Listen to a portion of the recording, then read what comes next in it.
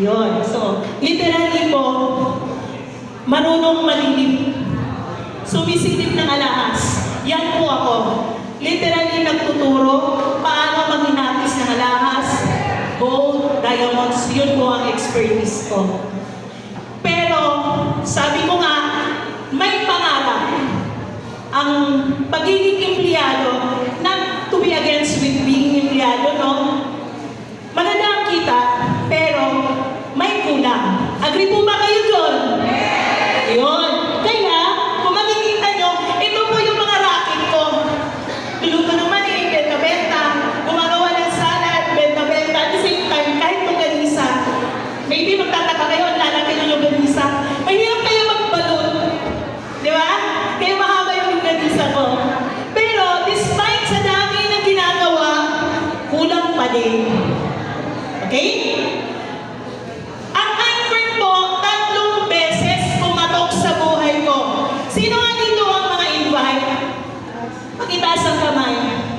O sa mga, thank you po. Sa mga member po, ilang beses po kayo na-invite na hindi nyo pa rin pinansin ang iPhone?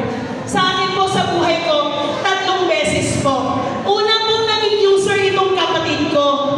Hyperthyroidism po ang case niya. Gumaling po sa tulong po ng Power Trio. Palakpakan po natin yun. Pero, 2018 pa po yun. Never kong pinansin dahil nga may trabaho ako. Pero, dumating ang pandemic, tama? Lahat ayaw mamatay. Tama po ba? So, hanap tayo ng hanap ng vitamins, tama? Muli, si Ferdy hinanap ko. Kasi alam ko, nakakatulong siya. Ang mahal pa nga that time eh. Pero still, hindi ko pinansin ang negosyo. Eto na, pagdating ng 2022, isang pagkakataon po, umattend lang po ako ng school reunion. No? 2022, umuwi po ako ng Surigao. Ito po yung kaklase ko na hindi ko alam, nag-i-friend po pala siya.